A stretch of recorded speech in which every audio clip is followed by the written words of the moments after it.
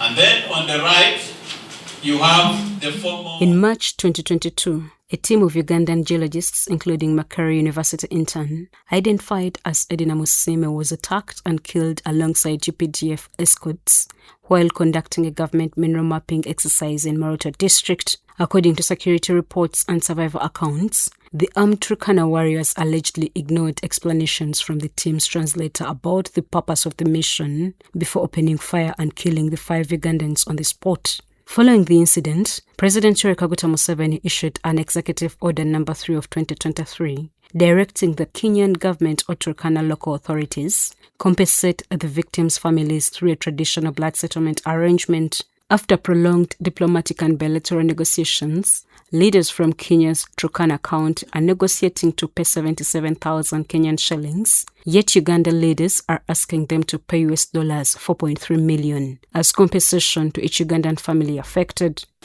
We have made some proposals, take into account the high level of education of the geologists, the number of years they would have worked, and the loss to Uganda, loss to their families. And also the soldiers, we had an officer who was a lieutenant, then we had 2 others who were privates. Kadaga explained that once both parties agree on the compensation arrangements, the president of Uganda will issue a prerogative letter of mercy to pardon those involved and allow them to return to Kenya. Because the Kenya government would like the herdsmen released and taken back to Kenya. But the president of Uganda told them that we cannot release them until you have compensated the families of those who died.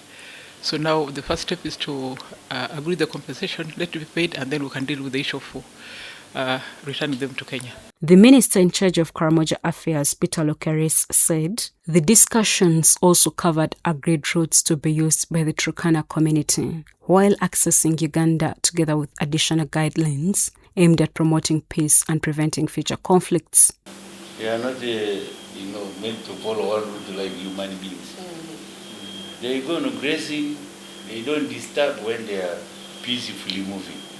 So when you want a route, you must put a width of distances across, because cows cannot be passing in one place. They will even step on the grass and the whole place becomes grass.